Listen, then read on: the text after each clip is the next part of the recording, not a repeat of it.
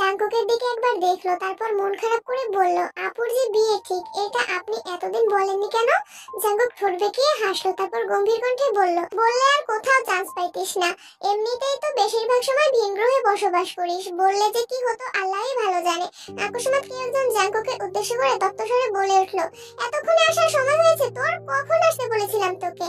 Jungkook সেদিকে তাকিয়ে সহজ কণ্ঠে বলল, তোর স্পেশাল গেস্টকে নিয়ে আসছি, একটু তো সময় লাগবেই। স্পেশাল গেস্টের কথা বলছিস বলে বেঁচে গেলি, সহসা তের উদ্দেশ্যে বলল, ওয়েলকাম ম্যাম। তে ঘাড় ঘুরিয়ে তাকালো, ভূত দেখার মতো চমকে উঠে বলল, ভাইয়া আপনি? জেহব সশব্দে হেসে উত্তর দিল, ইয়েস ম্যাম। জাঙ্কুক ভ্রুকুচকে প্রশ্ন করলো, ওনারা কোথায়? জেহব হাসি মুখে বলল, খেতে বসেছেন, তোদের জন্য অপেক্ষা করতে চাইছিল, কিন্তু আমিই জোর করে বসালাম।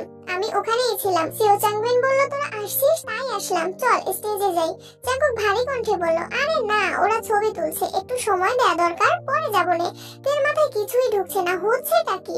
সে আশেপাশে তাকাচ্ছে, একবার স্টেজে দেখছে আর একবার দুই বন্ধুর কথোপকথন শুনছে। জেহব জাঙ্কুকের হাত ধরে উচ্চস্বরে বলল, আরে কিসের পরে, আয় বলছি। একথা শুনে স্টেজ থেকে রোজ ঘাড় ঘুরিয়ে তাকালো। তে আর জাঙ্কুকে দেখে হাসি মুখে ডাকলো, তে এদিকে আসো। ভারী লেহেঙ্গা পরে হাঁটতে পারছে না, তাই থেকে ডাকছে। জেহব টানছে, জাঙ্কুক যাচ্ছে না দেখে স্টেজ থেকে দুজনই এবার ডাক শুরু করেছে। রোজ বলে উঠলো, ভাই আপনি আসবেন নাকি আমাকেই আসতে হবে? এই তে আসো। জাঙ্কুক, তে আর জেহব তিনজনই স্টেজে উঠলো। তে রোজ আপুর কাছে যেতেই আপু এগিয়ে এসে তেকে জড়িয়ে ধরে বলল, কেমন আছো আপু? তে এখনো ঘোরের মধ্যেই আছে, হাসার চেষ্টা করছে কিন্তু হাসি আসছে না। জেনে বুঝে কত অবহেলা করেছে আপুকে, এটা ভেবে তের খারাপ লাগছে। আস্তে করে বলল, আলহামদুলিল্লাহ ভালো, আপনি কেমন আছেন? রোজ মিষ্টি করে হেসে উত্তর দিল, আলহামদুলিল্লাহ। তুমি একদিন আমার পছন্দের মানুষ সম্পর্কে জানতে চেয়েছিলে না? উনি আমার সেই পছন্দের মানুষ, আলহামদুলিল্লাহ ওনার সঙ্গে আমার বিয়ে হচ্ছে। এদিকে জাঙ্কুক উঠতেই নতুন জামাই জাঙ্কুককে জড়িয়ে ধরে বলল, এত ভাব কিসের তোর? সকাল থেকে কম করে হলেও 100 বার কল দিয়েছি, তোর আমার সাথে আসার কথা ছিল, আর তুই এতক্ষণে আসলি? জাঙ্কুক কিছু বলার আগেই জেহব বলে উঠলো, তোমাদের আবেগ অনুভূতি পরে প্রকাশ করো, আগে আমি আমার স্পেশাল গেস্টের সাথে পরিচয় করিয়ে দিই। তের দিকে তাকিয়ে জেহব হেসে বলল, ম্যাম এই হলো আমার একমাত্র বোন রোজ, আপনি তাকে খুব ভালোভাবেই চেনেন, আর উনি হলেন পার্ক বোগাম। তে বিস্ময় যেন কমছেই না। জেহব ভাইয়ের আপন বোন রোজ আপু, অথচ এতদিনে একটা বার কেউ বলেওনি, এ কোন দুনিয়ায় আছে সে? বোগাম তের দিকে চেয়ে হালকা করে হেসে বলল, কেমন আছেন মিস কিম তেই হোং? নিজের পুরো নাম শুনে তে অবাক চোখে তাকিয়েছে বোগামের পানে, আর ভাবছে আমার নাম উনি কিভাবে জানেন? বোগাম তখনও জাঙ্কুকের কাঁধে হাত রেখেই দাঁড়িয়ে আছে। কয়েক মুহূর্ত পর তে ধীর কণ্ঠে বলল, আলহামদুলিল্লাহ ভালো, আপনি কেমন আছেন? আলহামদুলিল্লাহ ভালো, ধন্যবাদ আপু।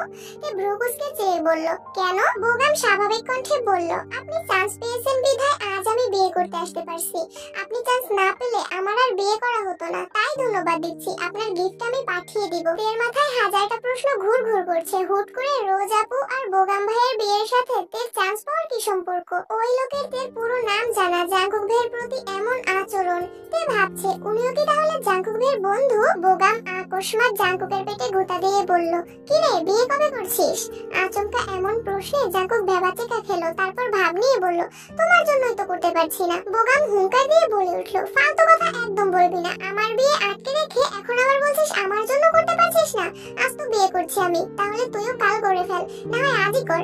জাঙ্কুক মুখ গোমরা করে আস্তে করে বলল, যদি পারতাম এখনই করে ফেলতাম, তুমি তো সবকিছুই জানো। হ্যাঁ, তাহলে আমায় কেন দোষ দিস? তোমার তো সুখের দিন, প্রিয়জনকে বিয়ে করে ফেলতেছো, আমার কি হবে? তোমার উপর দোষ দিয়েও যদি মনটাকে সান্ত্বনা দিতে পারি। তারপর বোগাম কানে কানে জাঙ্কুকে কি যেন বলল। জাঙ্কুক তের দিকে একবার তাকালো, তে নির্বোধহীনে চেয়ে আছে। আশেপাশের ঘটনাগুলো অস্বাভাবিক লাগছে, তবুও স্বাভাবিকভাবে মেনে নেওয়ার চেষ্টা করছে। জেহব জাঙ্কুকে উদ্দেশ্য করে বলল, সুগা কই রে? ফোন বন্ধ কেন ওর? তোরা দুই ভাই যা হইছস কি বলবো। সুগা মিটিং এ শেষ করে আসবে বলেছে। রোজ হাসি মুখে বলল, জাঙ্কুক ভাইয়া চলেন ছবি তুলি। রোজ আর বোগাম জোড়াজোড়ি করে তে আর জাঙ্কুককে মাঝখানে বসিয়ে ওরা পাশে বসেছে। জাঙ্কুক ভাইয়ের পাশে বসে ছবি তুলছে, এটা ভাবতেই অষ্টাদশীর দেহে অন্যরকম শিহরণ যাচ্ছে। বউয়ের আসনে বসে এক মুহূর্তের জন্য নিজেকে বউ ভেবে নিয়েছে। জেহব গিয়ে বন্ধুদেরও ডেকে এনেছে। বন্ধুরা সবাই মিলে বেশ কিছু ছবি তুলে যে যার মতো কাজে চলে গেছে। জাঙ্কুক তেকে নিয়ে নিচে গিয়ে বসলো। স্টেজে নবদম্পতিরা কাপল পিক আর ভিডিও করায় ব্যস্ত। তের হাতে জুস দিয়ে জাঙ্কুকের পাশে বসলো। তে এক চুমুক জুস খেয়ে জাঙ্কুককে উদ্দেশ্য করে প্রশ্ন করলো, রোজ আপু জেহব ভাইয়ের বোন, এটা এতদিন বলেননি কেন? আপুর যে বিয়ে ঠিক, এটা কেন বললেন না? আর আপু হাজবেন্ড কি আপনার বন্ধু? তে একদমই প্রশ্নগুলো করলো। আশেপাশে কেউ নেই, তের মনে জমে থাকা প্রশ্নগুলো বাঁধ ভেঙে বেরিয়ে আসতে চাইছে।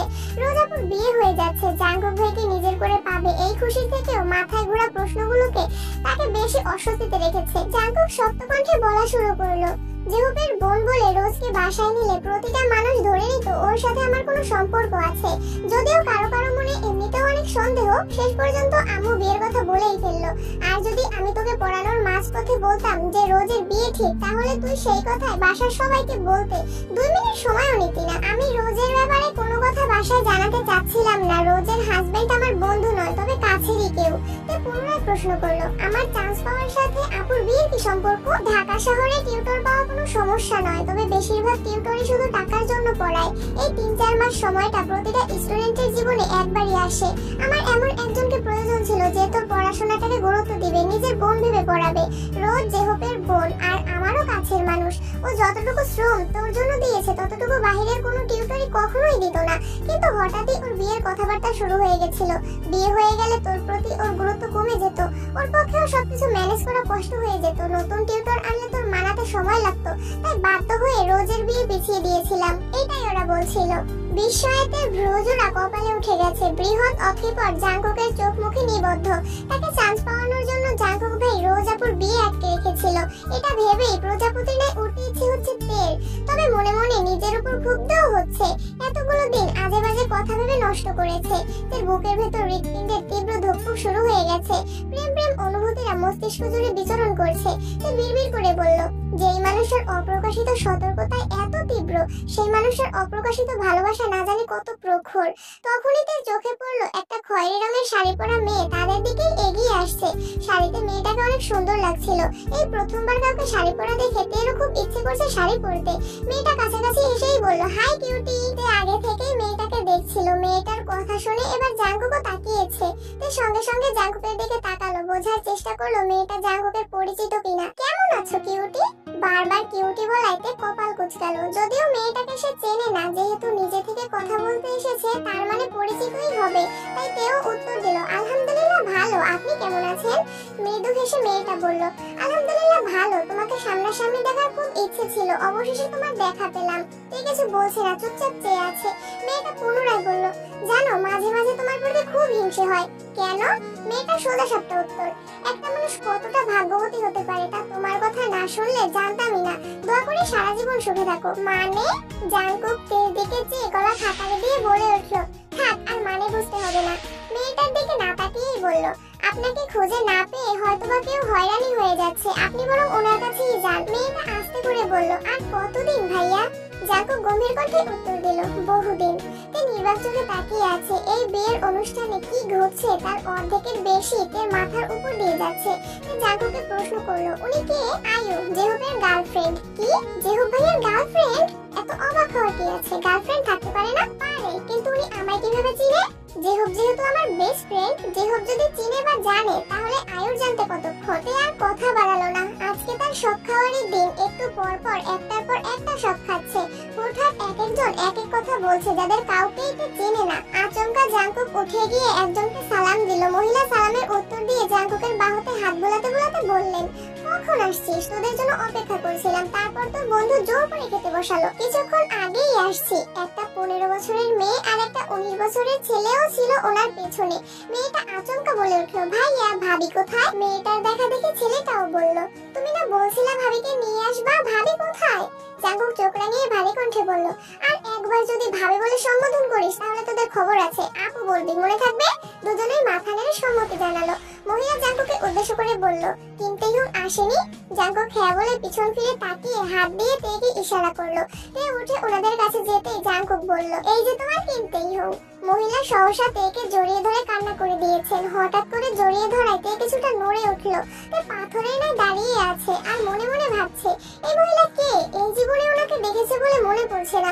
উনি জড়িয়ে ধরলেন কেন আর কান্নাই বা কেন করছেন? একটু পর তেকে ছেড়ে মহিলা কান্নারত কণ্ঠে বললেন, মাশাআল্লাহ, অনেক বড় হয়ে গেছিস, দোয়া করি আরো বড় হ। মেয়েটা হাত বাড়িয়ে বলল, হাই আপু, আমি মোমো।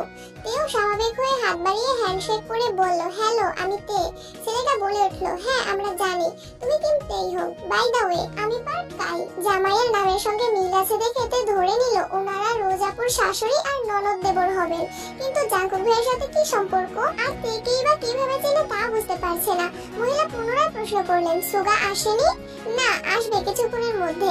আবারও অবাক হলো, সুগা ভাইয়াকেও চিনেন, কিন্তু ওনারা কারা? মুখের উপর জিজ্ঞেসও করতে পারছে না। তখনই মধ্যবয়স্ক একজন লোক আসছেন। জাঙ্কুক সালাম দিয়ে হ্যান্ডশেক করলো। তেকেও ওই লোকের সাথে পরিচয় করিয়ে দিয়েছে। তখনই জে হোপ আর লিজাংসুক ডাকতে আসছে। জাঙ্কুক ওনাদের বসিয়ে তেকে নিয়ে খেতে চলে গেছে। খেতে বসে ওদের মাথায় শুধু মহিলার কান্না ঘুরছে। তে না পেরে জাঙ্কুকে প্রশ্ন করেই ফেললো, আন্টিটা কে ছিল আর উনি আমায় দেখে কান্না কেন করছিলেন?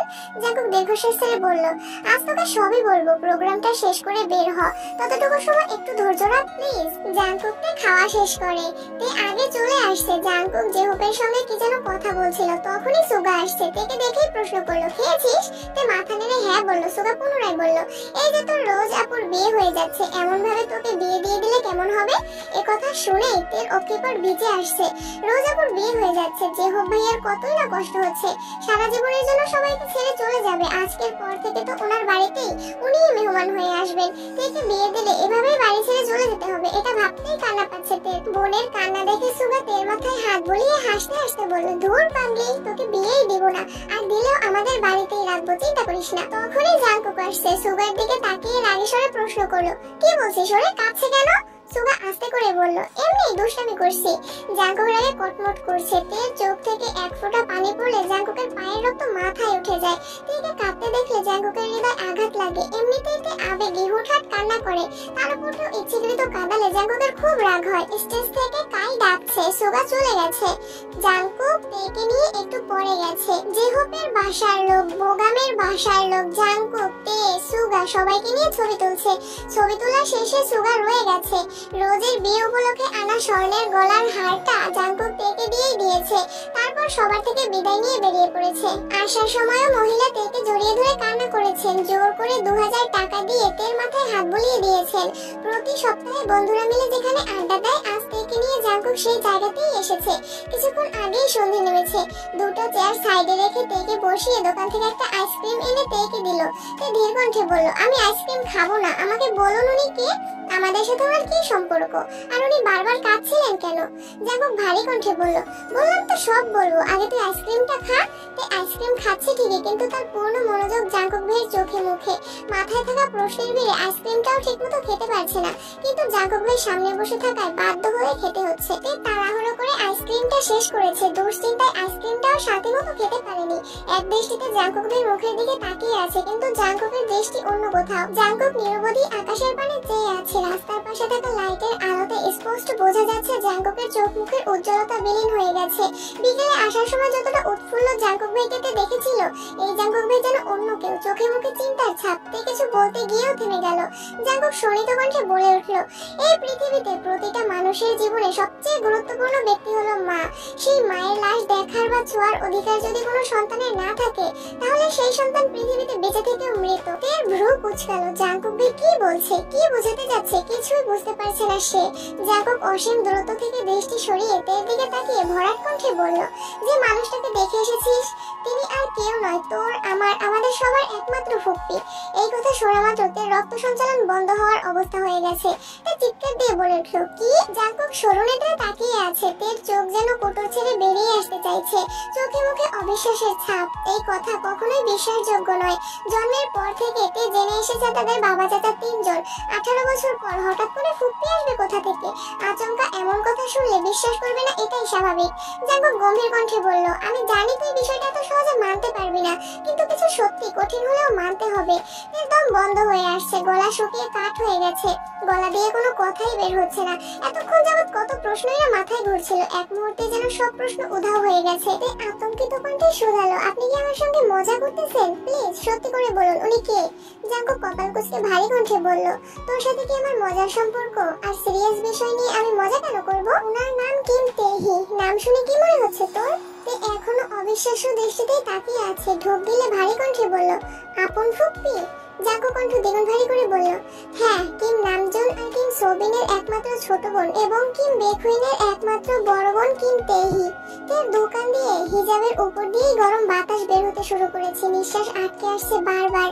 জাঙ্গু ভাই তো মজা করার মানুষ না, আর ওনার চোখ মুখ দেখে মনেও হচ্ছে না যে উনি মজা করছেন। আর বিয়েতে ওই মহিলার আচরণও বুঝিয়ে দিচ্ছিল ওনার সাথে গভীর কোনো সম্পর্ক আছে। তাহলে কি উনি সত্যি সত্যি ফুপ্পি হন? এত বড় কথাটা কোনোদিনও শুনলো না, কিন্তু কেন? ভাবনা চিন্তা করে প্রশ্ন করলো, এত বছরে কোনোদিন তো ওনাকে আমাদের বাসায় যেতে দেখিনি। আব্বুদের আপন বোন হলে বাসায় যান না কেন? জাগুক মৃদু হাসলো, ভরাট কণ্ঠে বলল, ওনাকে বাসায় যেতে দেখবি কিভাবে? তোর জন্মের প্রায় 10 বছর আগে উনি কিম বাড়ি ছেড়েছেন। 27 বছর হবে ওই বাড়িতে পা পড়েনি ওনার। কেন, কি হয়েছিল? জাগুক শান্ত কণ্ঠে বলা শুরু করলো, ফুপ্পি যখন ভার্সিটিতে পড়াশোনা করতো তখন ফুপ্পির একজনের সাথে প্রেমের সম্পর্ক গড়ে ওঠে। পুরো ঘটনা আমি জানি না, তবে বাসায় বিষয়টা জানাজানি হয়ে গেছিল। তখন আমার আম্মু নতুন বউ, বছরখানেক হবে আম্মুর বিয়ে হয়েছে। তোর আম্মুর তখনও বিয়েই হয়নি। ফুপ্পির ওই ঘটনা জানার পর আব্বু আর চাচু ফুপ্পিকে মেরে একটা রুমে 3 মাস দরজা বন্ধ করে আটকে রাখছিল। তখন দাদু বেঁচে ছিলেন, তবে অসুস্থ ছিলেন, কথাও বলতে পারতেন না। আম্মু দাদুর যত্ন করতো, আবার ফুপ্পির দেখাশোনা করতো। ফুপ্পি আম্মুর হাতে পায়ে ধরে অনেক কান্নাকাটি করেছে, কিন্তু আম্মুর কিছুই করার ছিল না। 3 মাস ফুপ্পির উপর 2 ভাই অত্যাচার করেছে, যেন ওই ছেলেকে ভুলে যায়। এক পর্যায়ে ফুপ্পি খাওয়া দাওয়া বন্ধ করে দেয়। ধীরে ধীরে অনেক বেশি অসুস্থ হয়ে পড়ছিল। চিকিৎসা করে ফুপ্পিকে কিছুটা সুস্থ করার পর ফুপ্পি বাড়ি থেকে চলে গেছিল। ভাইদের অত্যাচারে সে যে বাড়ি ছাড়ছিল আর কোনোদিন বাড়িতে ঢুকতে পারেনি। বাড়ি থেকে পালিয়ে গিয়ে ফুফাকে বিয়ে করে বছরখানেক ঢাকাতেই ছিল। চিঠির মাধ্যমে আম্মুর সাথে কয়েকবার যোগাযোগও করেছিল। ফুপ্পি বাড়ি ছাড়ার 1 বছরের মাথায় দাদু মারা গেছেন। ভাগ্যক্রমে তখন মেজো মামা আমাদের বাসায় ছিল, ঢাকা চাকরির পরীক্ষা দিতে আসছিল। আম্মু মেজো মামাকে ফুপ্পির বাসায় ঠিকানা দিয়ে দাদুর মৃত্যুর খবর পাঠিয়েছিল। এই কথা আব্বুরা কেউ জানতো না। ফুপ্পি ফুফা দুজনেই আসছিল দাদুকে দেখতে। তখন বোগাম ভাইয়া ফুপ্পির পেটে ছিল। কিম বাড়ির চৌকাঠে পা রাখতেই আব্বুর চোখে পড়ে দরজায়। চিৎকার দিয়ে 1 সেকেন্ডেই দাদুর লাশ চাদর দিয়ে ঢেকে রান্নাঘর থেকে দাঁড়িয়ে বের হয়েছিল। যদি ফুপ্পি চৌকাঠ পার হওয়ার চেষ্টা করে তাহলেই খুন করে ফেলবে। বাড়ি ভরা মানুষ থাকায় আব্বুকে আর চাচুকে সবাই আটকিয়ে রাখছিল, না হয় সেদিন খুনাখুনি হয়ে যেত। কত কত মুরব্বীরা উপস্থিত ছিল, কিন্তু আব্বুর মাথা সেদিন কেউ ঠান্ডা করতে পারেনি। দাদুর লাশ ছোঁয়া তো দূর, ফুপ্পিকে লাশ দেখতে পর্যন্ত দেয়নি। লাশ দাফন করে বাড়িতে পা রেখে প্রথম প্রশ্নটাই করেছিলেন, তেহিরে খবর দিছে কে? মায়ের মৃত্যুর শোকের থেকেও সেদিন 1000 গুণ বেশি তীব্র ছিল ওনার রাগ। কোনোভাবেই জানতে পারছে আম্মু খবর পাঠাইছে। সেই দিন সেই অবস্থাতেই আম্মুকে বাড়ি থেকে বের করে দিয়েছিল। অথচ ফুপ্পি ওনারই মায়ের পেটের বোন। সেই বোনকে খবর দেওয়ায় শান্তিস্বরূপ আম্মুকে 2 মাস নানা বাড়িতে থাকতে হয়েছিল। একদম সংসার ভাঙার পর্যায়ে চলে গেছিল। তখনকার সময়ে সংসার ভাঙা আম্মুর পক্ষে বা নানা বাড়ির মানুষের পক্ষে মেনে নেওয়া সম্ভব ছিল না। তারপর নানা, বড় মামা, আত্মীয় স্বজনরা অনেক বুঝিয়ে 2 মাস পরে আম্মুকে বাসায় নিয়ে আসছে। আব্বুর শর্ত একটাই ছিল, আর কোনোদিন ফুপ্পির সাথে যোগাযোগ করতে পারবে না। নিজের সংসার বাঁচাতে বাধ্য হয়ে সেই শর্ত মেনে নিয়েছিল আম্মু। মেজো মামা ফুপ্পির বাসায় গিয়ে সব ঘটনা বলে আসছিল। সেই দিন থেকে আজ পর্যন্ত ফুপ্পির সাথে বাসার কারো যোগাযোগ নেই। এতক্ষণ যাবৎ বিস্ময়কর দৃষ্টিতে জাঙ্গুকের মুখের পানে তাকিয়েছিল। নিজের বাড়িতে এত বড় রহস্য লুকিয়ে আছে, অথচ সে কিছুই জানে না। জাঙ্গু গলা খাকারি দিয়ে গম্ভীর কণ্ঠে বলল, তুই আমার পাষাণ হিটলার বলিস, অথচ আমার থেকেও বড় মাপের হিটলার এত বছর যাবৎ কিম বাড়িতে রাজত্ব করে আসছেন। যাদের কথার উপর কারো কথা চলে না, যাদের ইচ্ছের বিরুদ্ধে কেউ কিছু করতে পারে না। ফুপ্পি নিজের পছন্দের মানুষকে বিয়ে করার অপরাধে মায়ের লাশ দেখার অধিকারটা পর্যন্ত হারিয়েছেন। 28 বছর যাবৎ বাবার বাড়িতে পা রাখতে পারেন না। কতটা নিষ্ঠুর হলে মানুষ এমন কাজ করতে পারে? সে দীর্ঘশ্বাস ছেড়ে প্রশ্ন করলো, আপনি ফুপ্পিকে কিভাবে চিনেন? জাঙ্গুক শ্বাস ছেড়ে পুনরায় বলা শুরু করলো, আমি ওনার সম্পর্কে জানতাম না। ছোটবেলায় একবার আম্মুর পুরাতন জিনিসপত্র বের করেছিলাম, তখন একটা অ্যালবাম বের হয়েছিল। আমি অ্যালবামটা খুলে দেখছিলাম। আম্মু আব্বুর বিয়ের ছবি থেকে শুরু করে দাদা দাদুর, চাচুর, মোটামুটি অনেকের ছবিই ছিল। যেহেতু ছোট ছিলাম, আগ্রহ নিয়ে ছবিগুলো দেখছিলাম আর সবাইকে চেনার চেষ্টা করছিলাম। হঠাৎ কয়েকটা ছবি চোখে পড়ে। ছবিগুলো দেখে চিনতে পারছিলাম না বলে আম্মুকে জিজ্ঞেস করছিলাম। আম্মু কিছু বলার আগেই আব্বু রুমে চলে আসছিল। আব্বু আমার হাত থেকে অ্যালবামটা নিয়ে আমায় পড়তে বসতে বলেন। আমিও চুপচাপ পড়তে চলে গেছিলাম, এই বিষয়ে আর ভাবিনি। তার কয়েক বছর পর দেশ ছাড়ার আগে আব্বু আম্মুর কিছু কাগজপত্রের দরকার ছিল। আমি তখন আব্বুর ফাইলে কাগজ খুঁজছিলাম, তখন একটা ফাইল চোখে পড়ে। ওই ফাইলে সার্টিফিকেট, ছবি, আরো কিছু কাগজপত্র ছিল। কিম তেহি নামটা আমি প্রথমবার সেখানেই দেখছিলাম। বাবা মায়ের নামের জায়গায় দাদা দাদুর নাম লেখা ছিল। ছবিগুলো দেখে ছোটবেলায় অ্যালবামে দেখা ছবিগুলোর কথা মনে হয়েছিল। আমি সেখান থেকে একটা ছবি নিয়ে গেছিলাম, আম্মুকে একবার জিজ্ঞেসও করছিলাম, কিন্তু আম্মু বলেছেন আম্মু কিছুই জানে না, আর এই বিষয়ে যেন আর কোনোদিনও কাউকে কিছু জিজ্ঞেস না করি। তখন কিছুদিন আমার মাথায় বিষয়টা ঘুরছিল, পরে ভাবছি হয়তো মারা গেছেন তাই আম্মু জানে না বা জিজ্ঞেস করতে না করেছেন। বিষয়টা সেখানেই ভুলে গেছিলাম, কিন্তু ছবিটা যে আমার কাগজপত্রের সাথে চলে গেছিল এটা আমি জানতাম না। ওইখানে গিয়ে ছবিটা দেখে ফেলতেও ইচ্ছে করছিল না, তাই আব্বু আম্মুর ছবির সঙ্গে রেখে দিয়েছিলাম। তবে কোনোদিন এই বিষয় নিয়ে ভাবিনি। কথাগুলো শেষ করে জাঙ্গুক একটু থামলো, তে জিজ্ঞাসু চোখে চেয়ে থেকে আস্তে করে বলল, তারপর গত বছরের শেষ দিকে রোজ আর বোগাম ভাইয়াকে নিয়ে একটু ঝামেলা হয়েছিল। তখন জেহব আমাকে বোগাম ভাইয়ার ফেসবুক আইডি পাঠাইছিল। ওইখানে কভার ফটোতে একটা ছবি ছিল, কেন জানি আমার ছবিতে থাকা মহিলাটিকে খুব পরিচিত মনে হয়েছিল। আমি জেহবকে বলে বোগাম ভাইয়ার বায়োডাটা সংগ্রহ করি। ওইখানে আমি দ্বিতীয়বারের মতো নাম দেখি কিম তেহি। সেখানে প্রথমবারের মতো আমি বড়সড় ধাক্কা খাইছিলাম। আমি সবকিছু খুঁজে সেই পুরনো ছবিটা বের করে বারবার ফেসবুকের ছবির সাথে মিলিয়েছিলাম। অস্থিরতায় সেদিন প্রায় মরতে বসেছিলাম। নিজের চোখকে বিশ্বাস করতে পারছিলাম না। বিশ্বাস করতে কষ্ট হচ্ছিল যে আমার একজন ফুপ্পি আছে, তাও আবার জীবিত। সেদিন পরিস্থিতি সামলানোর বিন্দুমাত্র শক্তি ছিল না আমার। সেই রাতেই সুগা আর জেহবকে বোগাম ভাইয়ের বাসায় পাঠাইছি। আমি ফুপ্পির সাথে সেদিন প্রথমবারের মতো ফোনে কথা বলছিলাম। নাম পরিচয় বলার পর ওনার সে কি কান্না! সুগাকে আঁকড়ে ধরে অনেক কেঁদেছিলেন। ফুপ্পির 28 বছর চেপে রাখা সব কষ্ট কান্নায় পরিণত হয়েছিল। তারপর বেশ কয়েকবার কথা হয়েছে ওনার সাথে। বারবার জিজ্ঞেস করেছি ঘটনা বলতে, কিন্তু বলেননি। বলেছেন আমি দেশে ফিরলে বলবে। দেশে ফেরার কয়েকদিনের মধ্যেই আমি সুগা আর জেহবকে নিয়ে ওনাদের বাসায় গেছিলাম। সেখানে গিয়ে সব ঘটনা শুনেছি। তে আগের তুলনায় কিছুটা স্বাভাবিক হয়েছে। তে পুনরায় প্রশ্ন করলো, রোজাপুর কি ঝামেলা হয়েছিল? জাঙ্গুক এতক্ষণ গম্ভীর থাকলেও এবার একটু হাসার চেষ্টা করে ধীর কণ্ঠে বলল, তেমন কিছু না, প্লিজ বলুন। জাঙ্গুক না পারতেও বলল, ফুপিরা এত বছর যশোর ছিল। গত বছর ভাইয়ার চাকরি হওয়ায় সপরিবারে ঢাকায় আসছে।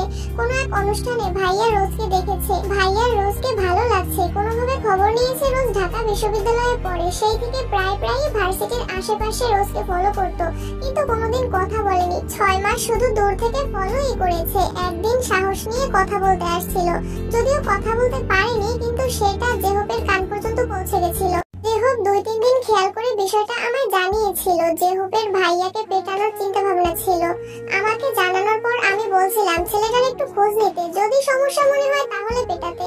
জেহব খোঁজ নিয়ে জানতে পেরেছে ভালো জব করে, অফিসে সবার সাথে নম্রভদ্র আচরণ করে। সেখানে থেকেই ফেসবুক আইডি সংগ্রহ করে আমায় দিছিল।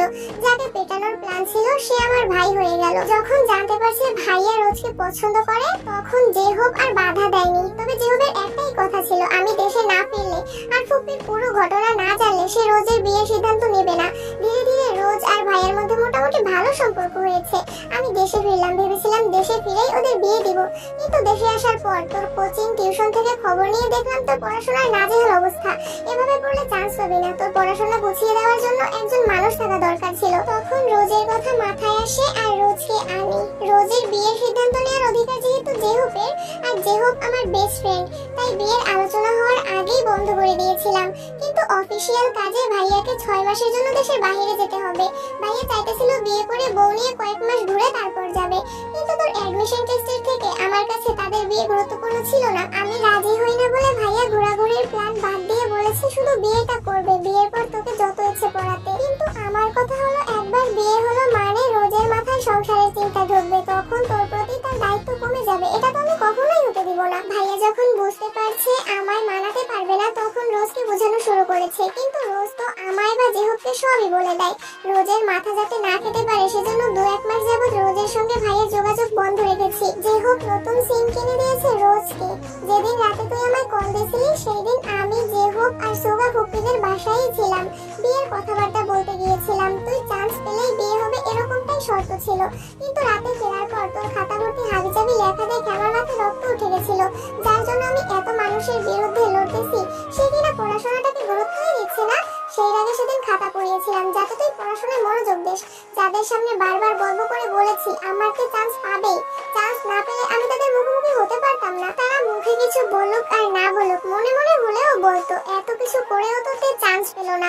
এই কথাটা পৃথিবীর কোনো মানুষ যাতে বলতে না পারে সেজন্যই আমি তোকে সারাক্ষণ পড়ার কথা বলতাম। আলহামদুলিল্লাহ তোর চেষ্টা আমার ইচ্ছে পূরণ হয়েছে, আল্লাহ আমার আশা পূরণ করেছেন। আর তোকেও অসংখ্য ধন্যবাদ। তের গলায় আটকে থাকা নিঃশ্বাসটা দীর্ঘশ্বাস হয়ে বেরিয়ে আসলো। তের আড়ালে তেকে নিয়ে কত কত ঘটনা ঘটেছে। জাঙ্কুক ভাইয়ের গত 4 মাসের করা আচরণগুলো বারবার মনে হচ্ছিল। জাঙ্কুক রাশভারী কণ্ঠে আবার বলে উঠল, সবাই জানে কিম বংশের বড় ছেলে আমি। চাচাতো ভাই বোনদের মধ্যে আমি বড় হলেও সত্যিকার অর্থে বোগাম ভাইয়া আমাদের মধ্যে সবার বড় আর আমি দ্বিতীয়। পরিস্থিতি মোকাবেলা করতে বা আমি সফল হতে পারবো কিনা জানি না, তবে আমি আমার জায়গা থেকে সর্বোচ্চ চেষ্টা করবো ফুপির সাথে আমাদের বাসার সম্পর্কটা ঠিকঠাক করার।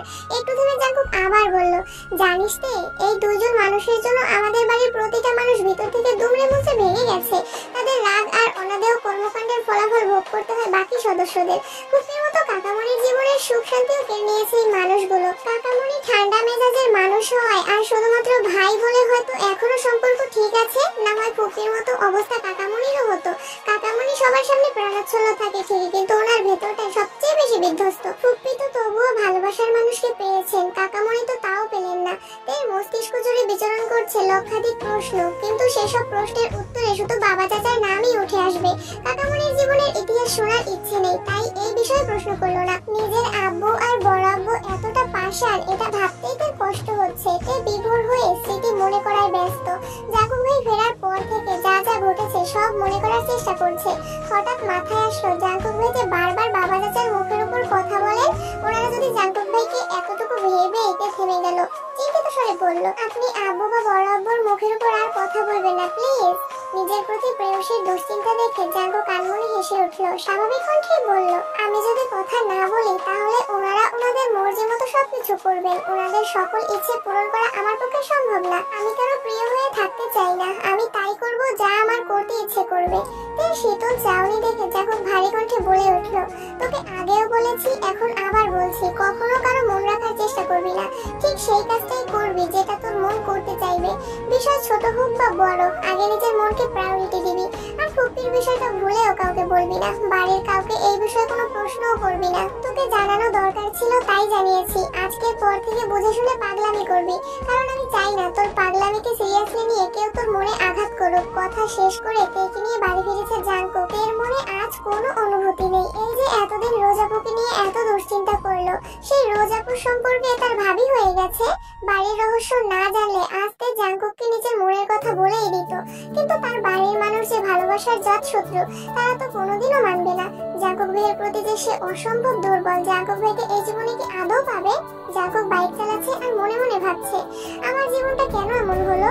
তোর প্রবল অভিমান আমায় দেশ থেকে বাধ্য করেছিল। 6 বছর যাবৎ আমি নিজের উপলব্ধি জমিয়েছি, সেই সুদীর্ঘ অভিসন্ধি বাস্তবায়নের সুযোগটাও পেলাম না। আমি ভেবেছিলাম দেশে ফিরে তোর কাছে আমার চিত্তের অব্যক্ত প্রণয় প্রকাশ করব। এত বছরে তোকে ঘিরে কত লক্ষাধিক স্বপ্ন দেখেছি, সেই সব স্বপ্নের কথা জাহির করব। গত 6 বছর শুধু একটাই পরিকল্পনা করেছি, কিভাবে তোকে আমাতে আসক্ত করব।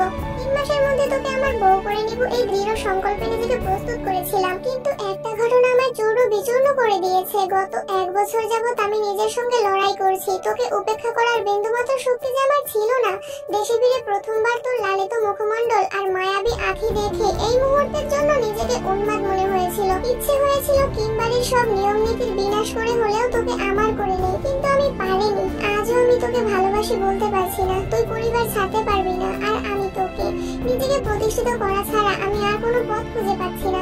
তোকে পাওয়ার জন্য যতটুকু যোগ্যতা অর্জন করা দরকার আমি ঠিক ততটুকু যোগ্য হব। তারপরও আমার তোকেই লাগবে। আমার তোকে পাওয়ার ইচ্ছে যতটা প্রবল, তোর মনেও আমাকে পাওয়ার সেই শানিত ইচ্ছে জাগতে হবে।